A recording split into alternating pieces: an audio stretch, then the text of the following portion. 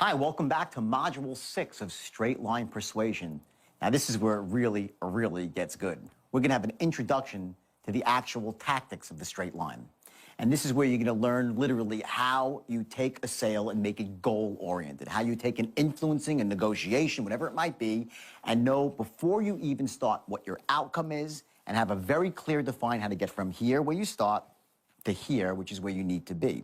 You're going to learn a couple of very powerful things. You're going to learn, number one, how to take that ability now with tonality to gain rapport, how you actually use that rapport now to gather intelligence, how to ask very specific questions, starting with big picture questions, then slowly getting more specific to really identify what your prospect's core needs are.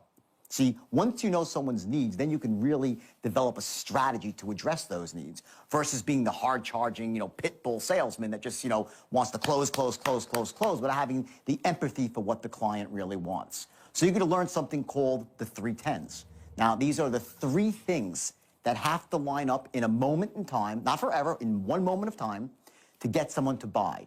When you have the 3 10s in place, I'll tell you what they are right now. Number 1, that they absolutely love your product.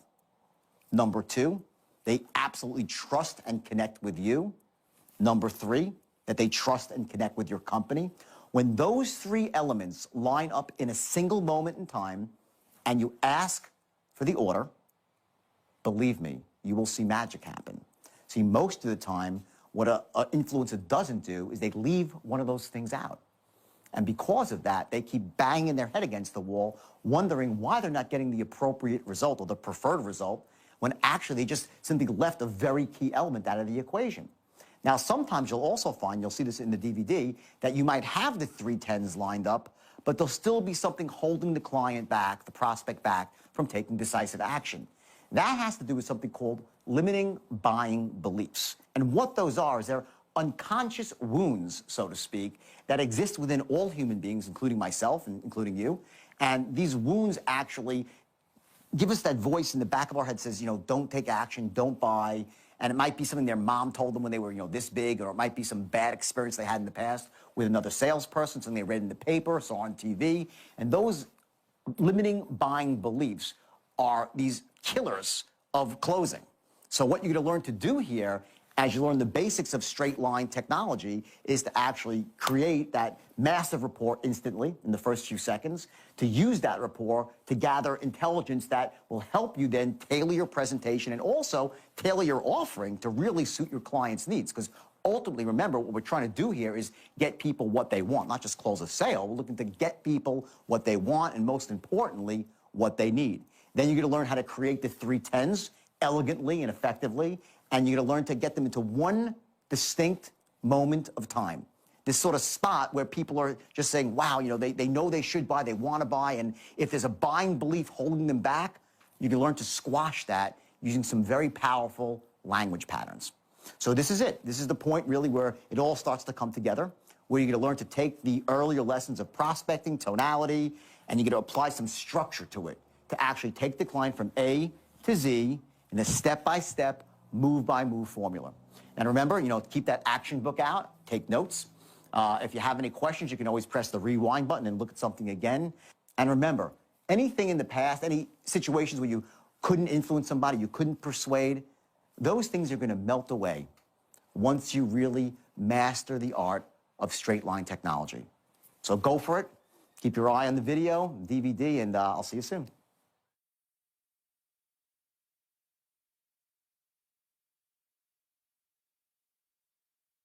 From this point forward, it's all tactics, okay, of how you actually move down the straight line and the language patterns and so forth and how you get to the close.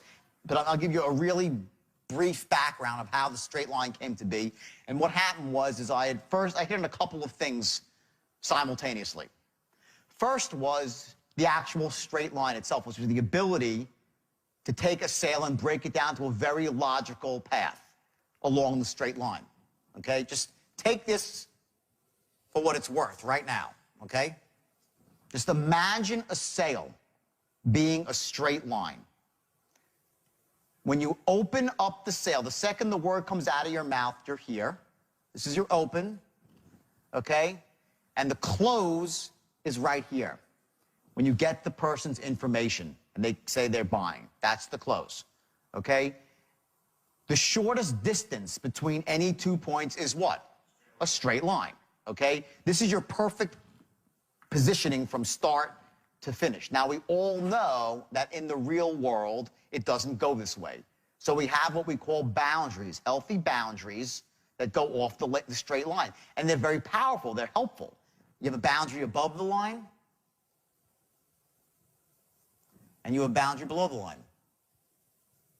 Okay? And it's between these boundaries, and I mentioned this before, okay, where you develop rapport and gather intelligence. Okay? And you're going to do that in a process of qualifying questions. So you're going to have questions that you ask the people that are very specific. They start off as, write this down, big picture questions.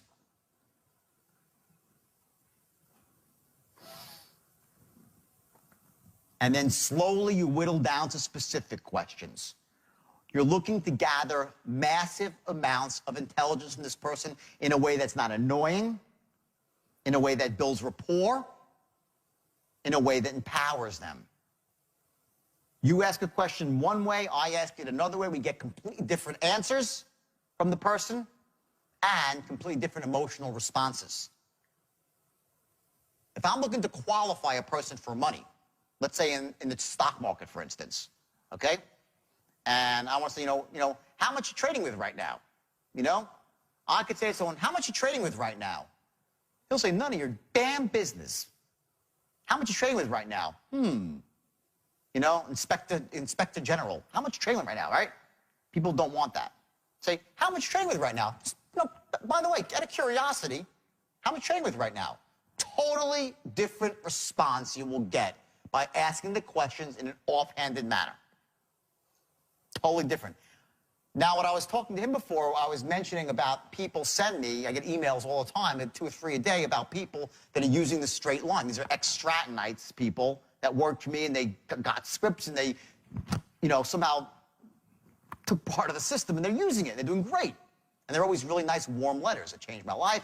I swear by the straight line. If you go to my Facebook wall, you see some of these funny postings that are out there about the straight line. They trade scripts around. You'll see portions of scripts on the wall, right? They're really funny, all right?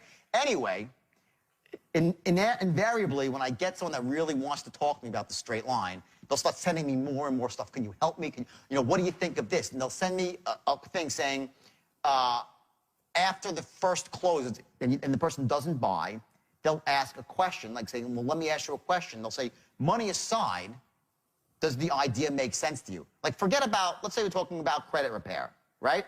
Say, you're trying to sell someone on credit repair. You say, well, you know, money aside, you ask them, let's say it's $900. I'm just making up a number. And they say, no, not really. So you say, well, money aside, does the idea of credit repair make sense to you? Do you like the idea? Good or bad? All wrong. Okay? Money's not aside. There's money involved. When you say money aside and you go forward in the line, you're done. You've done yourself a huge disservice. Now the guy will invest this whole thing in it, okay? And there's money saying, money aside, he's off the line. He's not in the sale. Now, you can say money aside without saying it. So I got this script the other day from some kid saying, and the first rebuttal was, you know, money aside, does the idea make sense to you? Do you like the idea, right? Which could also be money aside, does the idea make sense to you? Do you like the idea? Same or different? What I just said, first and second. Same or different? Different, right? Tonality is completely different. Money aside, I say to you, money aside, well, money aside, let me ask you a question. Does the idea make sense to you? Do you like the idea? Money aside.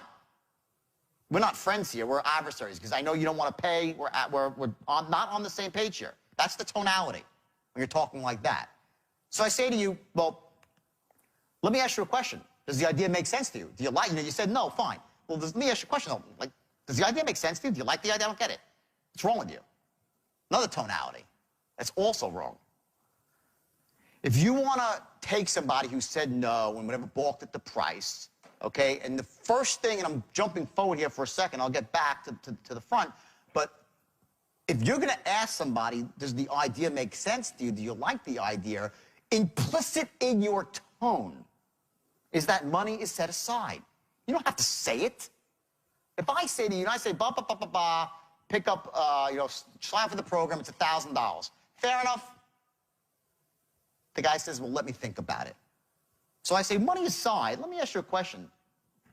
Wrong. If he says, let me think about it, I say, well, let me ask you a question. Does the idea make sense to you? Do you like the idea? What did I just say? Money aside. Without ever saying, of course you know. I'm saying, well, let me ask you a question. It's like, money aside. I push the money aside with my tone of voice. That's the secret to closing. As soon as you say money aside, you're separated from the guy. Okay, you start laying out this beautiful picture. He's like, this bastard, he's laying out all these benefits and, he said, money aside. I know the money's coming back in. He's not doing this for an academic exercise. You lose credibility. You're like, let me push money off. He's like, what a stupid, cheap sales trick that is. They see through that in a second. You never say the word money aside. We live in fantasy land or the real world. It's the real world. Money is here. We need it. You can't get this, okay? There's other ways to make it more affordable. You do step-down sales, other mechanisms that we have where you would go to a lower program. But money's never not in the picture here because it is in the picture. But with tonality, we disarm somebody. We say, well, let me ask you a question. Does the idea make sense to you? Do you like the idea? Hello? He's like, well, yeah. He knows you said, he knows what you meant, but you never said it. So you stay in rapport. That's jumping ahead. So here we are, okay, in the first portion of the sale. We're asking him all these questions. I'm going to go through all these questions one by one tomorrow. And I'm going to show you the precise tonality you need to ask each question in to get the most out of it and to make them like you, trust you, and to realize what three things. Let's hear, what are they? What are they? Sharp as a tack. It never changes because it's so simple. You're going to see when you start training sales, you're going to see it's so simple, okay? There's three things you're always trying to accomplish. Number one, you're sharp as a tack. Two, you're enthusiastic as hell. Three, you're a force of nature, a tour de force, a force of record, an expert. These three things, they're always lurking. You're always moving them. As you move towards the line, this never, ever ends. On the other side of the equation, what do you need to accomplish? You know before you before you pick up the phone, before you open the door, face to face, before you bang on it, whatever it might be, you know you need to accomplish these three things. Number one, he's got to love your product. You know this. Take it out of the equation. There's no shortcuts. He's got to love your product. He's got to trust and love you, like you, know you care. He's got to love and trust you. And he's got to love, trust your company. You know this going in. The constants, okay? Your company. Every tonality is precisely engineered. I don't mean that in a deceptive way. I'm talking in a way to empower people to get the maximum amount of intelligence when you ask them a question so he responds gracefully. I say to somebody, how much money do you have in the market? Well, that's pretty invasive. Feel, screw you. I'm not telling you how much I have in the market. You don't earn the right to ask me that question. Or say, how much money do you have in the market right now? Just a ballpark. Which one's better? Which one works? Which one gets you the response? The second one. All the time. Is that the first question you ask him? No. You wouldn't ask him the money question first. You're going to ask him other questions before to get him into the habit of saying yes and giving information. Once he's in further rapport, you say, oh, by the way, what do you have in the market? How much do you owe on the mortgage right now? Or, how much you're behind right now? Just a ballpark. Get it? How much money? How much you owe on the credit cards right now? Whatever it might be, okay? The way you ask these questions, the tonality triggers a response, and always, always, always, as you move towards the line, these three things must stay intact, and you're establishing these things. At a certain point in time, what's going to happen is when these three things are established, firmly established, I call them the 3 10s. We're going to go through this in intimate detail. The 3 10s, which mean someone cannot be at a 6. 10 being he thinks it's the best thing since sliced bread, 1 he hates it, right? He's going to be a 10 for sliced bread, 10 for you, 10 for your company, and bam, then you got a shot to close. One of those is lower, you're not going to close. You get him to this spot by moving him down the line. And you're strengthening your case. You're strengthening your case. You're strengthening this case logically and emotionally. Not just emotionally. Wipe out that crap you might have ever read that people don't buy on logic. It is not true. You need to develop an airtight logical case of why your product is the best thing since sliced bread, why it fills his needs, why he should buy now, logically. Will he buy? No, not enough. They also need the emotional component. But without logic, you're not going anywhere fast. That being said, we pick up the phone, we start speaking to someone. Let's say, just assume for a second as I go through the concept, you're using all the right tonality. You're getting into instant rapport with somebody. And you're gathering intelligence. You're asking them questions. One of the classic mistakes that I always see happening at this point is someone will think that developing rapport is talking about the guy's life. That's not what developing rapport is about. So if you're on the phone, it was I think about 2 months ago, it was actually in England when I was training this company in England, and I was listening in on someone's phone call, and they were qualifying to buy a trading system, a currency trading system, and he asked this guy, what kind of work you doing right now? Guy says, oh, I'm a carpenter or whatever. And guy was living in the northern England somewhere, right? Great. And he goes, how much time do you want to spend trading? You want to be a, and trust me, he didn't sound this good. He sounded awful. His tonality was bad. How much you want to, time you want to spend trading? He goes, well, the guy says, I just want to trade part-time because my son's in the military and he's stationed up there in northern Britain and he's flying fighter planes right now. And the salesman goes, really? I love flying fighter planes. It's so cool. I listened for 15 minutes as they talked about freaking fighter planes in northern England. And that somehow turned into deer hunting in northern England. And they were talking about everything but the sale. The salesman thought he was getting rapport with this person. Untrue. Okay? Let me ask you logically, would an expert spend his time with a stranger talking about fighter planes in England on a phone call? Only a desperate salesman, desperate for a commission, and desperate to talk to anybody who will talk to him will go on that train of thought. That's not how you get respect from somebody.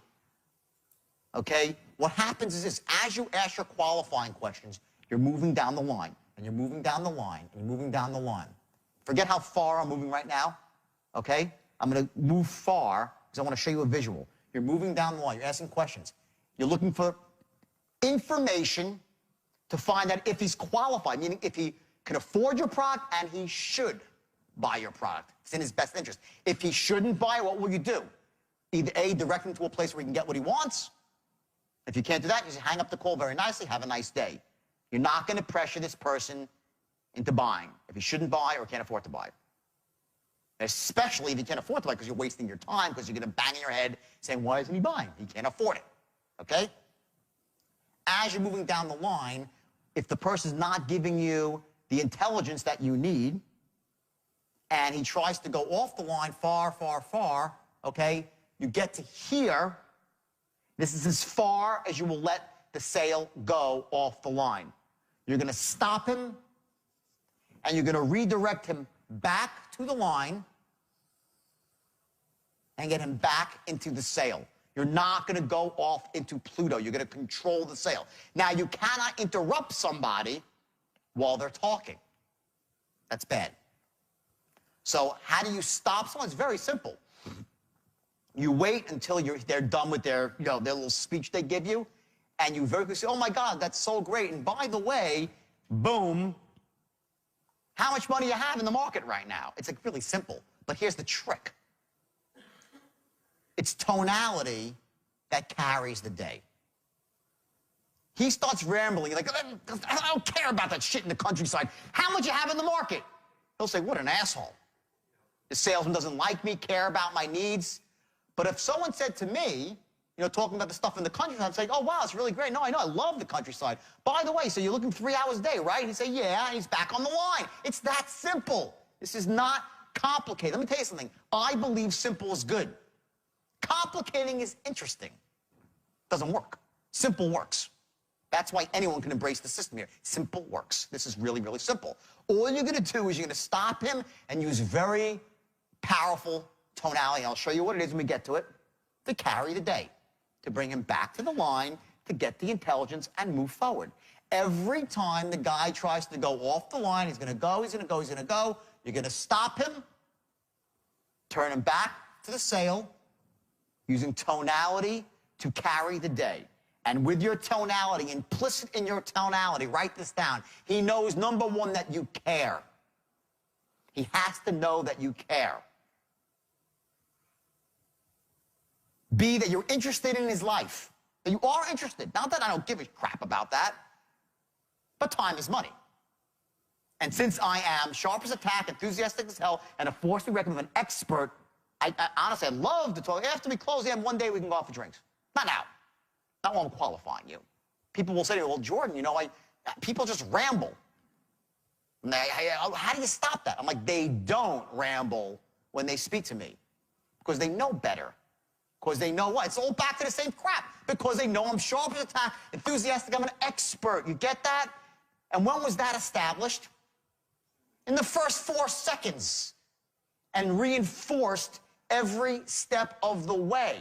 That first paragraph, by the first paragraph, right, they're like, ooh, this guy's on the, they're like, they don't know it. They're like, he's on the money. They got a salesman who's on the money. You ever have a salesman who's on the money? Raise your hand. What do? You play his game. Because you know you got a pro. I have a woman in Beverly Hills I get my BMWs from. Her name is Nada. She's the top salesman in the country for BMW. This woman is so sharp and so directed. And I think she loves me, and all she's doing is selling me a car in like 4 minutes flat. Yet somehow in 4 minutes flat, she's like loving me, liking me, filling my needs, is great, how's the family, blah, blah, blah, sign on the dotted line, I got myself a car. You don't need to ramble. You don't need to be this person that like has to ramble with someone to be an effective salesperson. I knew that Nita was an authority figure, the top person, sharp as a tack, her time is valuable. I respect that. Not just because I'm a salesperson, I respect that any human being will respect that. If you command that respect. And it comes through in what? Your say it. Tonality. Okay? It comes back to and in person with your body language and how you carry yourself. Okay? So that's the bottom line. So here we are. We're moving down the line. Now, okay, we go through this whole thing. We qualify the person. We gather all the intelligence that we need. We have a massive rapport with this person. They like us.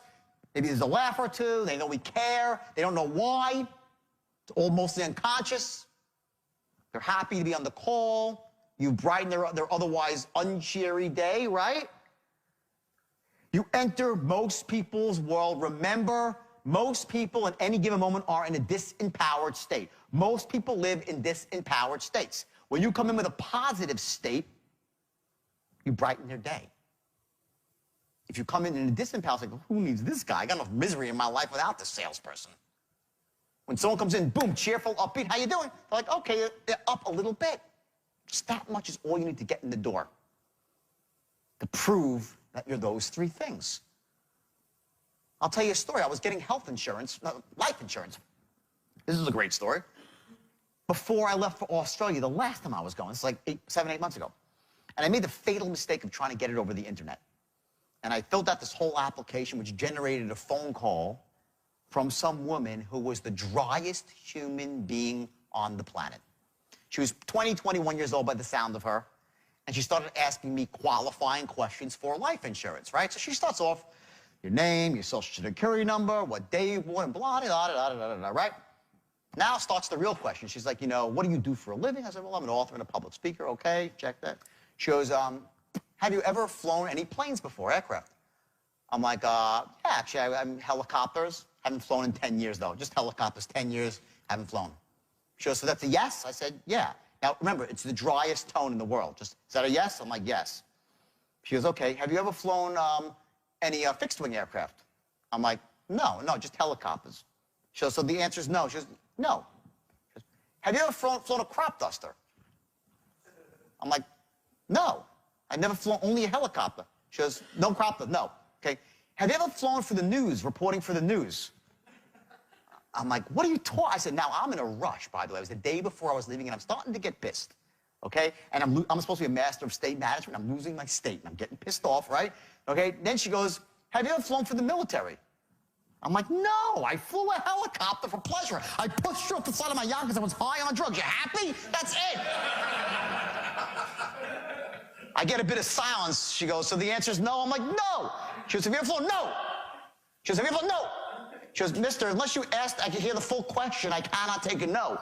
I'm like, this bitch, I'm going to kill this woman. I'm like, start pacing around, and I'm really pissed, and I start getting into a really pissed off state. And she goes on and on, asking for spy planes, military planes, agriculture. I never knew there was so many planes. I can't think of them today. It was 50 types of planes. And finally, I'm like, listen, lady, and I start cursing, I'm in a fucking rush. I am pissed off. This is bullshit. I got to go somewhere. She's like, hold on for a second. I'm like, and she puts me on hold. I'm like, oh my God, she's gonna hang up on me now. I'm gonna have to start this crap again. All right, now I'm fuming, I'm so pissed, okay? She comes back, she goes, okay, I'm done with those questions. She goes, next question. Have you ever used drugs? I'm like, oh my God. I'm like, drugs, mountains of them, cocaine, quaaludes, massive quantities, heroin, Xanax, clonopin, you name it. I'm like, dead silence. I can hear the fear coming through the other edge of the phone, right? So now she's like, okay, let me just take these one at a time, right? She goes, have you ever snorted coke? Yes! 5 pounds of it. You happy? Dead silence, okay? Oh, hold on, sir. Click. I'm like, oh my God, I'm on hold again. Now my girlfriend comes in. I'm like, this is you. I'm like, you. And I'm looking for blame, right? You put me up to this. You made me get life insurance, blah, blah, blah. I'm like yelling at her. She's like, what's wrong? I said, she goes, calm down. You're losing your sleep. I'm like, screw this. I want to be pissed off, right? And I'm really angry. 30 seconds later, the girl gets back on the phone, all right? She's like, okay, sir, have you ever smoked marijuana? 50 pounds worth, you happy? I said, let me tell you something, bitch. I said, I am gonna scope down on where you are. This is bullshit. All of a sudden, and I bring the woman to tears over the phone. Okay? And she's crying, she's bawling on the phone. And all of a sudden, I'm like, oh my God. I'm like, look what I did. I'm in an angry, pissed off state. What did I do to this other person? I made them cry. My state affected someone else's state. It made someone cry. All right?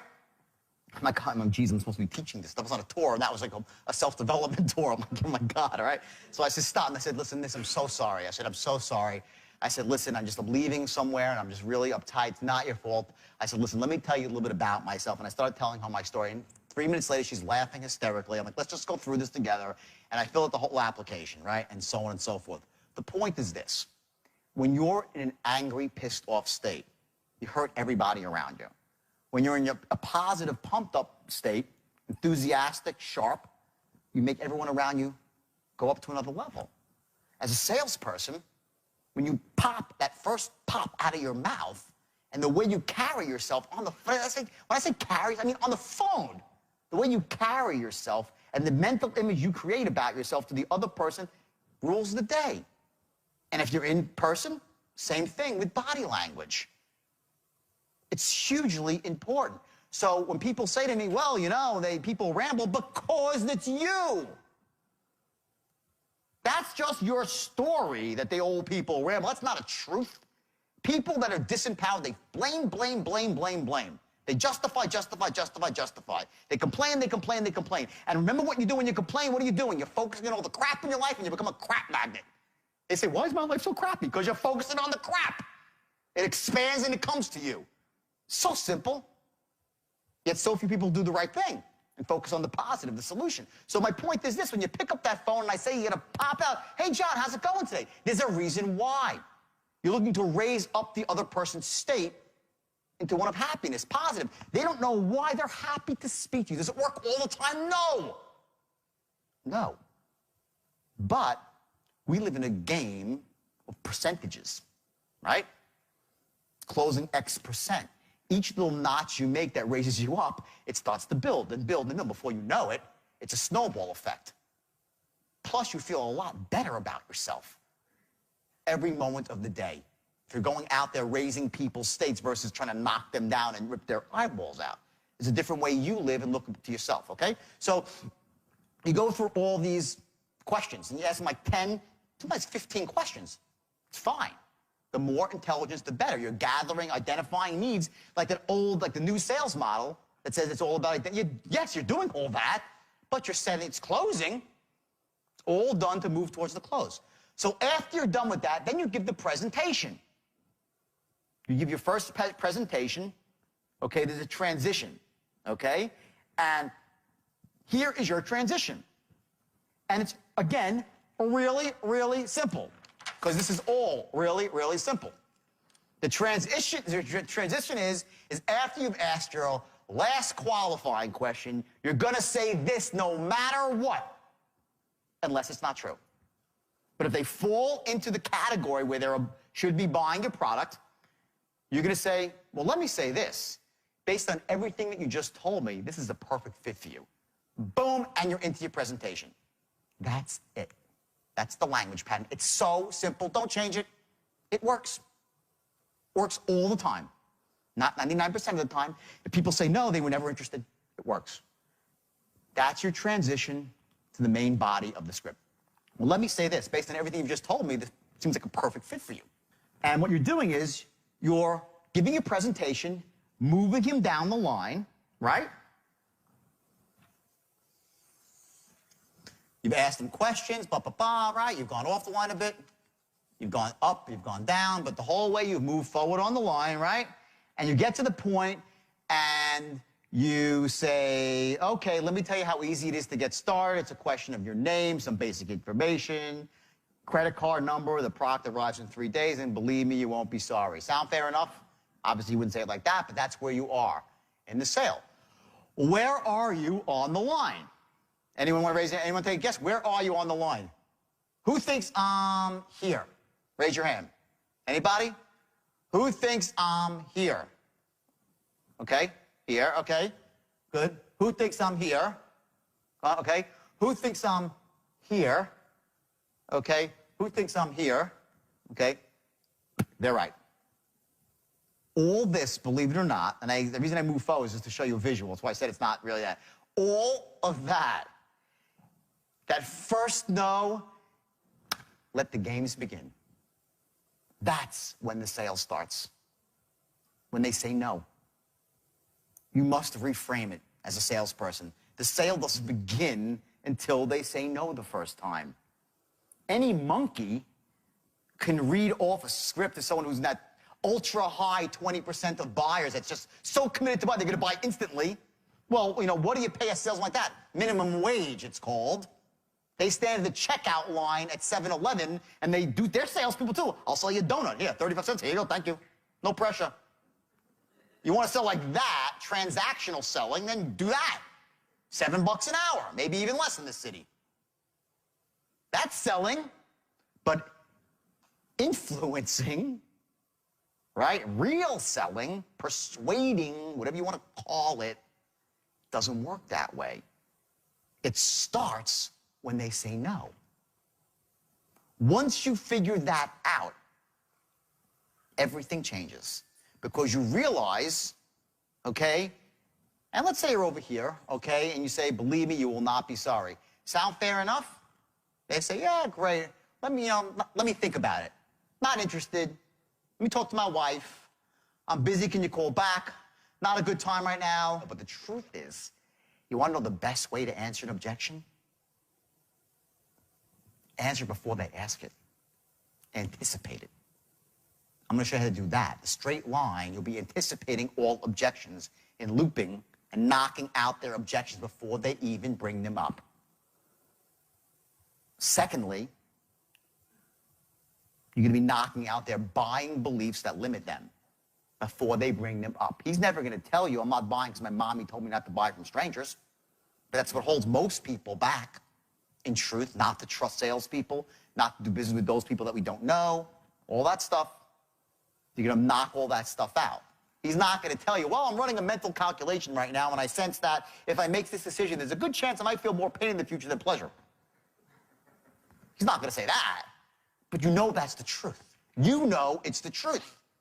Knowing that empowers you.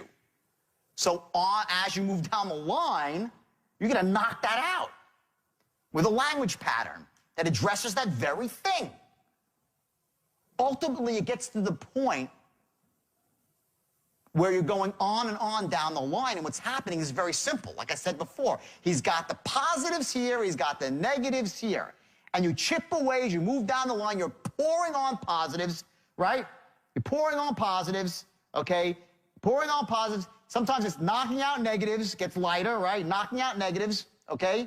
And all of a sudden you crack a belief, okay? And the scale drops. The scale doesn't drop like this. It's not like this, yeah, okay, I'll buy. It's like, no, no, no, all right, boom. When someone hits the action threshold, they buy like that. Who knows that as a salesperson? People say no, no, no, no, and all of a sudden you'll say one thing, all right, do it. That's how it works in sales. They're running a calculation. Positives, negatives. And there's this belief that acts as sort of this ultimate gravity force, right? The gravity is based on the beliefs, right? You keep adding on the positives, the benefits, logical benefits, emotional benefits. Scale gets heavier, heavier.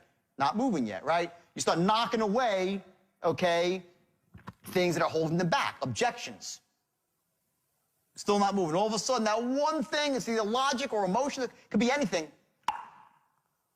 The scale drops and they buy. What is it? Is it logic? Is it emotion? Is it a belief? Guess what? Who cares? Using the straight line, I will simply loop and loop and loop and loop around the line until I hit it. By accident, if I have to. You're going to go after all of them. You never know. Human beings are complicated organisms, right?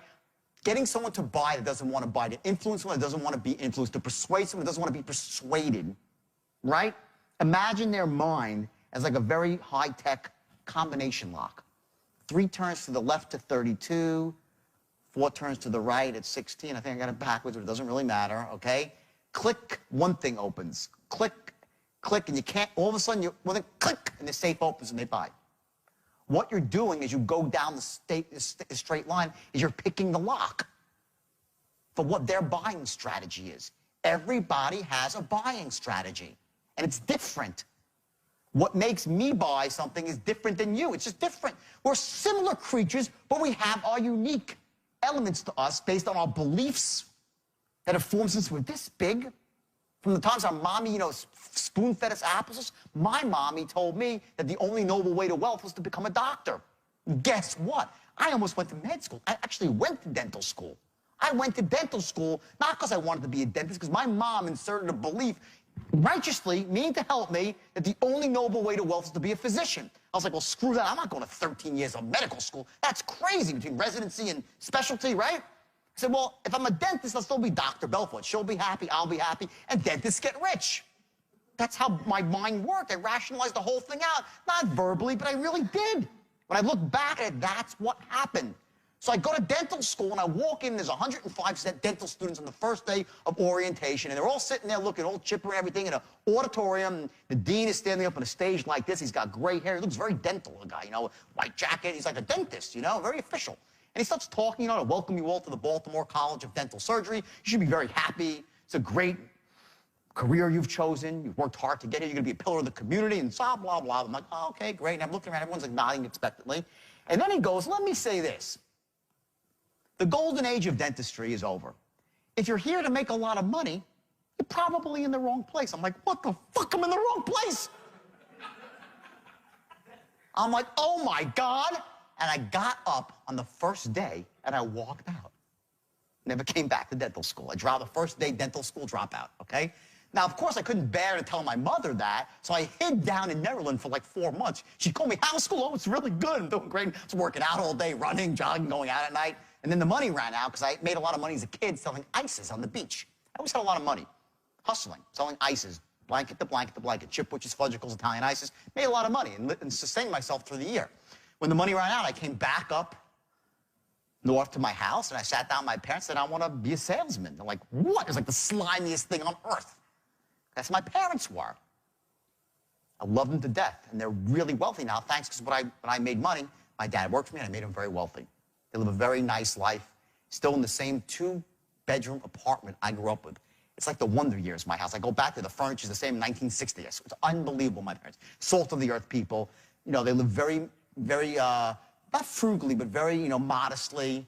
And they're great and they're healthy, they're great people. When I sat down, like a salesman, I'm like a meat salesman. My mother's like, oh my God, call the police, meat salesman. Oh my God, my son, what happened, right? Okay, anyway, the point I'm trying to make is that the beliefs that we hold drive us to the ends of the earth to be consistent with who we think we are, our identity. Our identity. It's the highest level of consciousness. We have our beliefs and our identity. Our identity is based on the beliefs of who we think we are, who we are. How we go about the world, move through the world, is based on the beliefs of what we think we can accomplish. We won't try things we don't think we'll succeed at. So if I want to get someone to succeed, I got to knock out a belief. You get that? So you're just trying to sell someone, you better be really aware of what their beliefs are about buying. Where do they fit in? Rest assured this, 90% of the people that you go to try to sell have been told at one point or another not to trust a salesman, or have been burnt by a salesman by getting bad service, by being overcharged, and thought themselves a fool, or called a fool, correctly so, by someone that they knew and loved, and they felt crappy about it. And there's a wound there. In order for you to close, you have to overcome that wound. How do you overcome that wound? Very simple. You create the following things. Number one, an airtight, logical case. Number one, you create an airtight, logical case of why it makes sense to buy when? Now. An airtight, logical case, which means the product must be perceived as the best thing since sliced bread. Number one, you must get them to this point.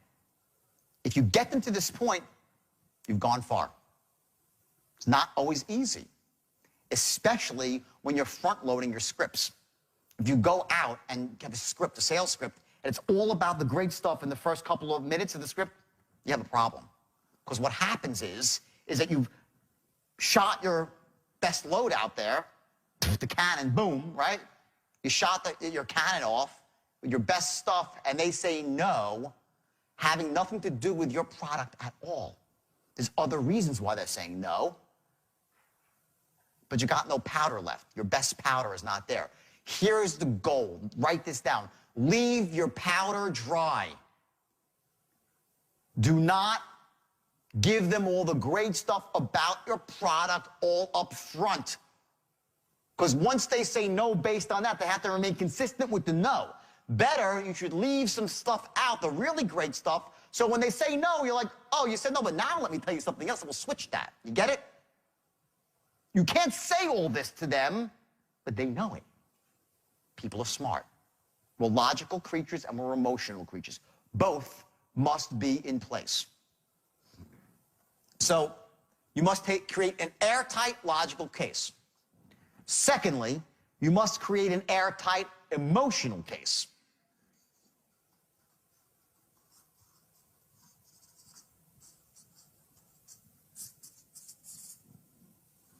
Those two things must be in place.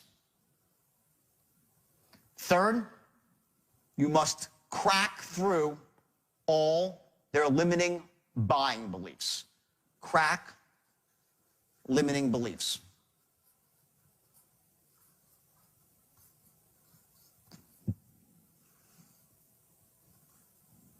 These three things will occur as you move down the straight line with specific language patterns and scripts.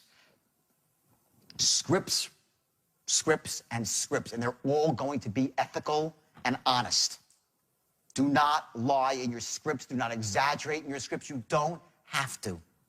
You just don't have to. If you're selling a crappy product, you should quit the company you're working for and find a better place to sell. If your product's not the best, go find someplace else where it is the best. As a salesperson, as a great salesperson, you deserve to be selling the best product, the best of breed. Now, I know most of you are in that position, and that's great. But if one of you is not, you just need to seriously rethink your career if you're selling garbage and crap. Because the straight line will work great for that stuff. Oh, it works really, really great. And you'll lose your soul. And you might end up in jail for ripping people off when all the complaints come in because everyone that shouldn't have bought. And your company goes out of business and you're embarrassed. It's terrible. But if you have a great product and you have an ethical script, and the script, I'm saying the script is crucial. The script is crucial because the script, the right set of scripts will allow you to pick the lock for any person's buying strategy. That's all you're doing. As you're running down the line, you're going to be picking the lock on their buying strategy. And here's the beauty. There must be like how many different buying strategies? I don't really know. I never thought about it, but I bet there's a lot. So what are we going to do? We're going to try to identify what their buying strategies and figure it out and take a whirl? I want to tell you, if you're training salesmen and you're a salesperson, you want to be effective, what would you rather have? Would you rather pick up the phone and know that every single sale is going to be the same? Every time. It's going to be the same way every time. Would you like that, or would you like to try to freeform it every single time and make it different? Which is better? The first, raise your hand if you want to do it the same every time. Raise your hand. That's the way. Who wants to freeform, try to figure this crap out? That is a disaster. A great salesperson, the best person, can freeform it. They can. They can go freeform, and they just know it's a talent they have to control the sale, to break through buying beliefs. They know how to do it. They're doing it unconsciously. They're running an unconscious strategy.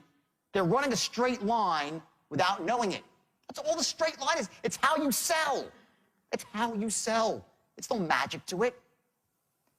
Great salesmen will do it automatically. Poor salesmen just don't know. No one showed them. No one said, listen, here's what you got to do. They've read all the books and all this sort of stuff, but no one showed them a strategy that makes it the same every single time. So no matter what their combination is, you're going to run the same patterns in the same order, and eventually you're going to hit on it. Now, when do you hit on it? Watch. It's so elegant. It's great. It makes me like I'm so proud of it. I love it. You can tell I get excited, right?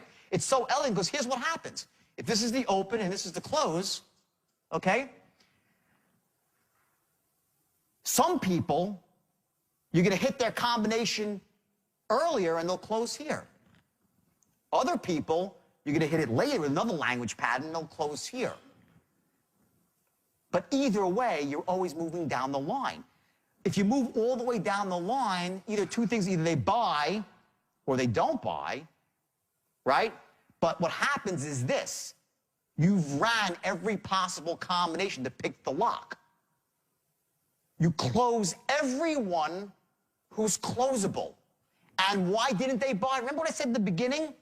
No matter how good you are, not everybody's a buyer. That's it. It's as simple as that. But by using the straight line, you're going to know every time you pick up the phone, I got it. Either he buys from me or he would never buy from anybody. That's a good place to be in when you pick up the phone.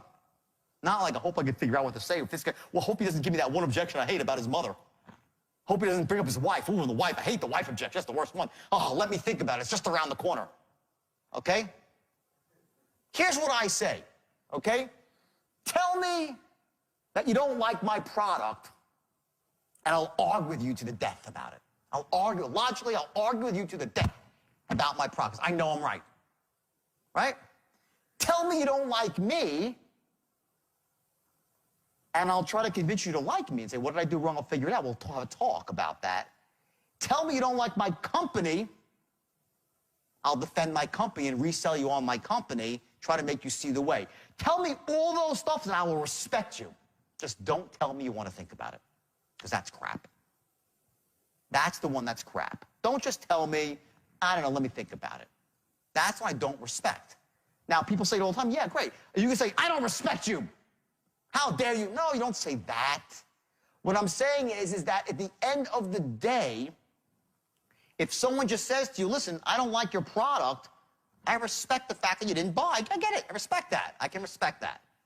Okay? Or, listen, honestly, you're not my cup of tea. Whatever it is, fine, I learned from my mistakes, right? But if they just say, I don't know, let me think, what doesn't say anything. What it means, okay, is very simply this. You have not, A, made an airtight logical case to buy now. You have not made an emotional case to buy now. It's either one of those two, or you have not cracked through a belief about buying. That's what it is. And what's happening is very simple. Visually, the scales, if they're saying, let me think about it, what does it mean? The negatives are heavier than the positives. They've played the movie out. They sense that if they take action right now, there will be more pain than pleasure, so they don't buy. It's as simple as that. You move someone down the line, and you're knocking off negatives. And as you do, the scale gets lighter. You're adding on positives. And all of a sudden, you crack a belief, and the gravity changes, and whoop, and it's over. And the scale pops up. So don't tell me, like, I just want, what's holding you back? Tell me, honestly, I'll respect it. Just don't tell me I gotta, And by the way, some people have to speak to their wife. Some people do. Some people do, but most don't. When someone tells you they want to speak to their wife or their husband, what they're saying is, I'm not 100% sure this is right, and I don't want to be thought a fool. We'll be slapped around or be made fun of for doing something stupid. Because let me tell you something, if they really, just imagine this, okay? Ladies, if you, just in the crowd, okay? Let's just say that your husband did something, you had a deal, he usually doesn't do stuff on his own. He went out and bought something, okay? And it turned out that it was actually unbelievably effective, and you loved it, and it was great, amazing, and it changed your lives, it was great. Would you really be pissed at him if it was just ended up being so amazing? Maybe you'd be a little bit and say, oh, you shouldn't have done that. In the end, it'll work out okay. Yes or no? It would, right? You're all nodding your head, okay? If he came home, if he did that and bought something bad and ended up wasting your money, you'd be, you fool, you'd be berating the guy. When a guy says, let me speak to my wife, what he's saying is, I'm not 100% sure that this is right, that this is 100% guaranteed. Because if it was 100% guaranteed, and I don't say this in a vacuum, remember, nothing's in a vacuum. There are, some people have relationships where they have to speak to their spouse. We'll go through that tomorrow, how to handle that and get the spouse on the line and get the spouse invested in the process too. We'll get to that. But I'm telling you that 75 or 80% of the time, they don't. They're just not convinced. It's a smokescreen, it's a stall. That's what it is. It means that you haven't knocked out a belief, or mostly, you haven't created a logical case about why they should buy. They don't think your product is absolutely unbelievable. There's still something in their head that's saying, I don't know, let me think about it, maybe I have to research more. Watch this, okay? I want to show you something. The 3 10s, they're called. Write this down, the 3 10s. Your product, your company, and you, right? You need to get them up to a 10, to a 10, and to a 10. All 3. When I say 10, there's 3 words you have to add on to that. 10 in the moment. 10 in the moment. I get you to a 10, I run a pattern, a language pattern, and I say to you, so, about your product. And I'm done with it, and it's a great pattern. It's like so compelling that if I say to you, you see what I'm saying? You like it? You're like, oh, yeah, no, I see it. Loan mods are oh, my God, credit or pay, yeah, it's great. And I get them to that point, like, oh, my God, yeah. If I say to someone, yeah, does the idea make sense to you? They say, yeah. Is that good enough? No. The biggest problem salesmen mistakes say, well, listen, do you like the program? And someone say, yeah, it's a good program. And they try to move forward and close. No. Unless that person admits to you, logically, not based on hype, you laid out an airtight, logical case, and the person agrees, oh, my God, yeah, I see, this is great. Yes, this is a great product. It fills my needs. You cannot move forward on the line unless that's established. You can't just blow past and say, well, he kind of likes, let me try to close him on something else. You can't pick the lock. The first tumbler, you don't start from the last number first. It's the first tumbler is logic, that he loves your product. He can't just kind of like it. He's got to love it. So you get someone to a 10, you run a pattern. He says, oh, my God, no, it's great. Yeah, I love it. And let's say he's at a 9.5 or close to a 10. So now you move on to your next pattern, which is going to be about you, selling yourself, right? And you start doing that. Where is he on the product? He's like, his belief is every second, his belief starts to wane. So what happens is when you run a pattern on somebody and you get into a 10, it's in the moment, in the second, and the second later they start to go down. Buyer's remorse. They lose belief in what you're saying. That's how humans are. Take this for granted. No problem. You just know that before I close, I gotta do one last notch up back to a 10. You get that? So you get into a 10 in the moment with a pattern. You move forward. You get into a 10 for you.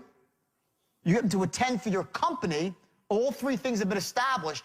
Before you ask for the order, it's got to be reinforce, reinforce, ask for the order.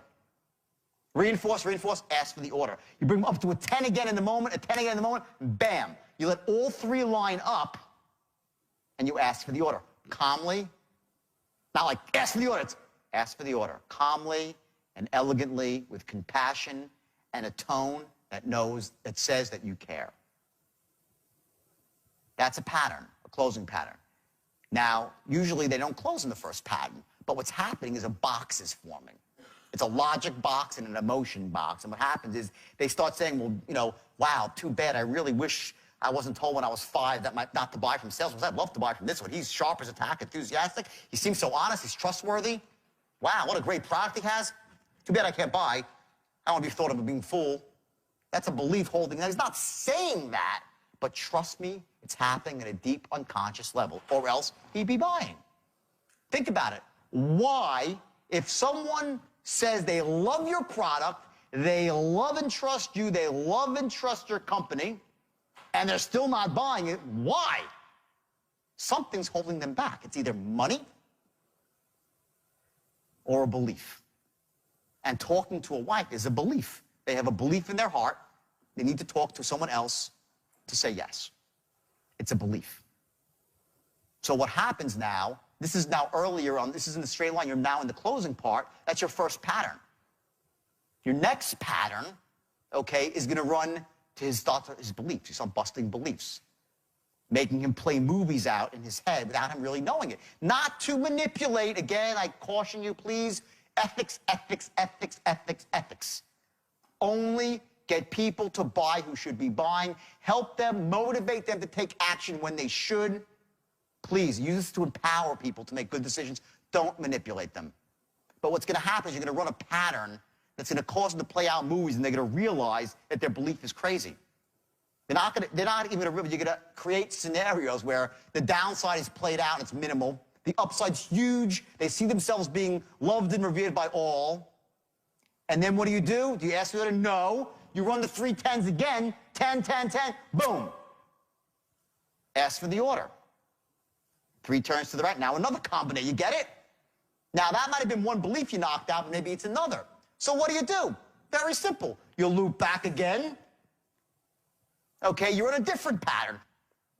You keep running different patterns and knocking out different beliefs and adding on different positives, knocking out more negatives. You don't know everyone's buying strategy. You can't be that smart. No one's that intuitive. We know basic stuff. I'll show you stuff about kinesthetic people, visual people, auditory. People process differently. I'll show you that, but don't fall back on that. You just to know it can cut your time a bit when you get good and elegant with this thing. But for right now, just say, I can't figure out what's going on in some guy's mind exactly. I just know I'm going to hit everything logically and close the guy. Now, when you're in this latter portions of the line, what are you focusing on? Guess what? It's based on the intelligence that you gathered here. All of a sudden, all those questions that you asked him in the perfect tonality, which made him know that you like him, that you care about him, that you're honest and ethical, all that stuff now is in your arsenal, and you start running patterns specifically geared to his strengths that you know he loves about your product, what he's looking to accomplish, and any weaknesses that might have been uncovered from that strategy, and you get from the intelligence gathering. You just start knocking that stuff very specifically. You start broad and get specific. Broad and get specific. As you go down the line, you're razor honed into this guy. You're in rapport. You have all the intelligence you know to close, and you're hitting out his negatives in a laser-guided fashion in the last portion of sale. And this way, either they're going to buy or they're not.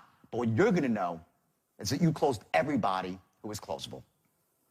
with this strategy. Everyone who's closable will close. Just don't close the ones that shouldn't buy. This strategy, this system, it literally will change the way you go about closing people, will empower you to become a huge producer, whatever you sell, anything. I've used this, I've trained all sorts of companies to sell. It could be for sales that occur over 3 months. They require $1 million deals, investment banking deals that go on, big deals. Okay, all this sort of stuff, all is the straight line. It's the same thing. Use this technology in an honest, ethical way, and you will soar. You will fly, you will flourish, because you have the keys. Who you are, who your company is, and what your product does. And they're all great for the person. And you know what their beliefs are, and you're gonna knock them out. So I want you to remember that the straight line technique is a game of percentages. You're gonna close everybody who's closable, but that doesn't mean you're gonna close everybody. What you have here, though, is a snowball effect, that as you start to master these techniques one by one, they will slowly come together. And when I say slowly, I don't mean over years. I'm talking about weeks. That's it, you know, a month on the outside. But they'll come together, and you will see a dramatic improvement in your ability to close, to persuade, to really make your visions known to, you know, another human being. And remember this here, one of the most important things with the straight line technique is that you have to get to the point of being unconsciously confident. Now, there's also a good enough factor, which means even if you're not unconsciously confident, you'll still get results. But it's the difference between, you know, getting to a 10 out of 10 with the straight line, where you literally can close everyone who's closable, versus being a 5 or a 6 out of 10, where you'll see a 30 or 40% increase in your sales and your ability to persuade. But that sort of real power, it comes at the very top of the game. To get there, the action steps are as follows. Number 1, I want you to practice visualization. I want you to actually see yourself in the future using the straight line. I want you to see yourself closing sales. It's called future pacing, as I said. And future pacing means you're actually going to run this movie out, and you're going to see the benefits. You're going to see yourself in a disassociated state, meaning you'll see yourself in the picture, and then you'll associate into the picture, and you allow the wonderful feelings to literally wash over you, to enjoy in the fruits of your labor of mastering the straight line and seeing just how powerful it is in the future and enjoying the fruits of that. So again, visualize. I want you to do it every day, in the morning once, 10 minutes, at nighttime, 10 minutes, and you get the 15, that's pretty good too. But at least give yourself 10 minutes and allow yourself the pleasure of seeing you in the picture, using the straight line, and having amazing results with it, which is exactly what you're gonna have.